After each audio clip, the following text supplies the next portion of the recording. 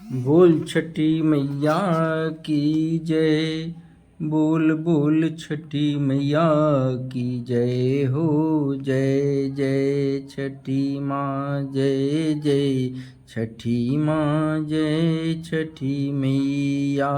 पहिले पहिले परब हम करतानी, पहिले पहिले परब हम करतानी। जैसे बुझाता वैसे कोसी भरतानी, पहिले पहिले परब हम करतानी। जैसे बुझाता कोई से कोसी भरतानी, पहिले पहिले परब हम करतानी।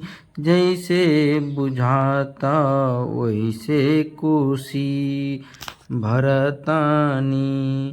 त माफ करी अब गलती मोर, होखी हम सहैया भोरे भोर। हे मैया हो कहे तिवैया हाथ जोर, होखी सहैया भोरे भोर।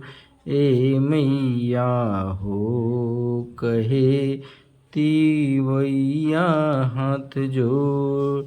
जय छठी मैया, जय छठी मैया। रौरे सहारे बरती बरत कैले बाड़ी जी, 3 दिन से ना देखी कुछऊ खैले बारी जी। कैसे होला परब अर्घ विधि कुछ न जानी, कृपा करी छठी मैया मने मन डरतानी।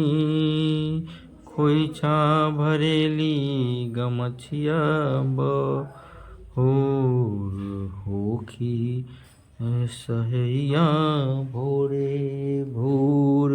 होखे सहैया भोरे भोर, काहे तिवैया हाथ जोर। जे भी राउर पूजन करे भागे दुखे बलैया। जे भी राउर पूजन करे भागे दुख बलैया। जब जब संकट परे मैया होखिला सहैया। नीके नीके कोसी भर के दर्शन करे जाई, अगीला अगीला साले व्रत करे फेरू आठे आई।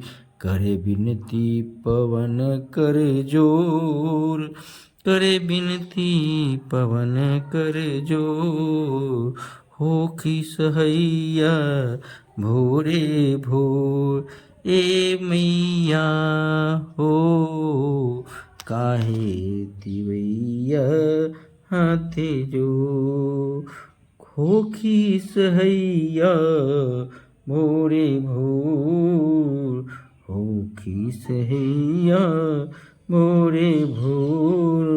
रे मैया हो काहे तिवैया हाथे जोर, होखी सहैया भोरे भोर। हे मैया हो कहे तिवैया हाथे जोर। जय